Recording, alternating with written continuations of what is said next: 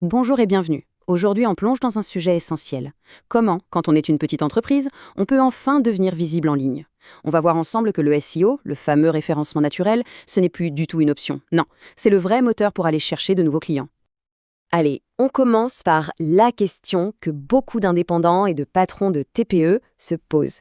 Si la réponse est oui ou même je sais pas trop, pas de panique. Les prochaines minutes sont justement là pour y voir beaucoup plus clair. Et oui, cette phrase, elle est plus juste que jamais. Être bien placé sur Google, ce n'est pas juste pour faire joli. C'est ce qui peut littéralement transformer un simple site vitrine en une véritable machine à trouver des clients. Le grand défi, il est là. Pour beaucoup de petites structures, le SEO, ça ressemble à une montagne. On a peur que ce soit trop compliqué, trop cher, mais on va voir que cette montagne, on peut tout à fait la gravir pas à pas.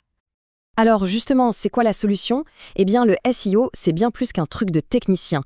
Aujourd'hui, c'est tout simplement un levier indispensable pour n'importe quelle entreprise qui veut se développer sur le long terme. La grande différence avec la publicité payante, c'est simple. Avec la pub, quand on arrête de payer, tout s'arrête. C'est brutal. Alors qu'avec le SEO, un site bien optimisé, ça donne une visibilité qui dure. Ça attire des gens vraiment intéressés et ça aide à s'imposer comme la référence dans son secteur. Bon, mais le SEO, concrètement, qu'est-ce que ça veut dire? Eh bien, pour faire simple, c'est l'art d'être trouvé facilement par des gens qui cherchent précisément ce que l'on propose. Et le tout, sans avoir à payer Google à chaque fois que quelqu'un clique. Ok, mais comment ça marche ce fameux SEO? On a souvent l'impression que c'est une affaire de spécialistes, un peu une boîte noire. Mais en réalité, tout repose sur trois grands piliers. C'est vraiment la recette de base pour construire quelque chose qui tient la route.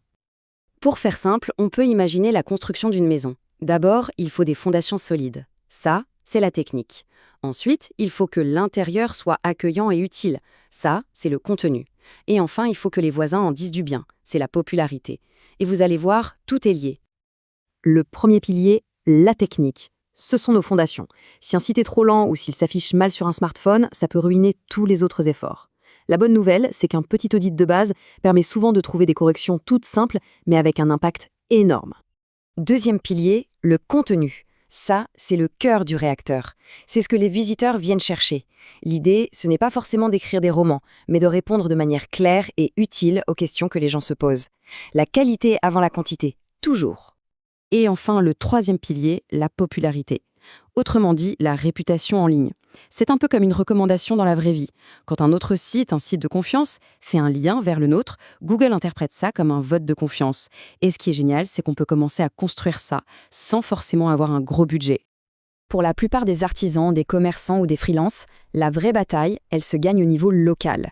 Alors on va se concentrer sur des actions très concrètes, simples à mettre en place, mais qui peuvent tout changer pour devenir une référence dans sa ville.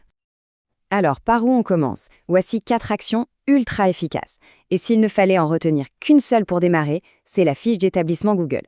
Pourquoi? Parce que c'est gratuit, c'est facile, et c'est souvent la toute première impression qu'un client aura de l'entreprise. C'est le point de départ idéal. Pour que ce soit plus parlant, rien de tel qu'un cas concret. C'est l'histoire d'un client qui a vécu une chute de trafic, mais vraiment vertigineuse. Et ça illustre parfaitement l'impact d'une bonne stratégie. Au début, tout allait bien. Le site de ce client tournait bien avec environ 500 visiteurs chaque jour. Plutôt solide. Sauf qu'un petit problème technique est passé par là. Et en à peine un mois, c'est le drame. Le trafic s'est littéralement effondré. On est passé de 500 à 50 visiteurs par jour. Imaginez un peu le choc, 90% de trafic en moins. C'est simple, toute son activité était en danger. Et pourtant, en se reconcentrant sur les bases, sur les fameux piliers qu'on vient de voir, le site a réussi à remonter la pente.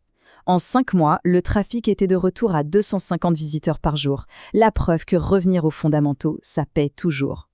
Maintenant qu'on a vu ce qu'il faut faire, il est tout aussi important de parler de ce qu'il ne faut pas faire. Il y a quelques pièges classiques qui peuvent vraiment saboter tous les efforts. Alors quelles sont ces erreurs? Par exemple, une qui est super courante, c'est d'utiliser des mots-clés beaucoup trop larges. Si on est coach sportif à Lyon, viser simplement le mot coach ne sert à rien. Il faut être précis. Et une autre erreur, c'est d'ignorer les outils gratuits comme la Google Search Console. C'est comme conduire une voiture les yeux fermés. Mais s'il y a une chose à retenir de tout ça, c'est que non, il n'y a pas besoin d'être un génie de l'informatique pour s'en sortir. Vraiment. Les bases du SEO, c'est à la portée de tout le monde, qu'on soit artisan, freelance ou commerçant. Il faut garder cette idée en tête. Une meilleure visibilité, c'est souvent à portée de main. Ce sont les petites actions mais faites de manière régulière qui finissent par créer de grands résultats. Parfois, une petite heure par semaine suffit pour commencer à voir les choses bouger. Donc, la vraie question, ce n'est plus de savoir s'il faut s'y mettre, mais plutôt par quoi on commence. Alors, voilà la question de fin.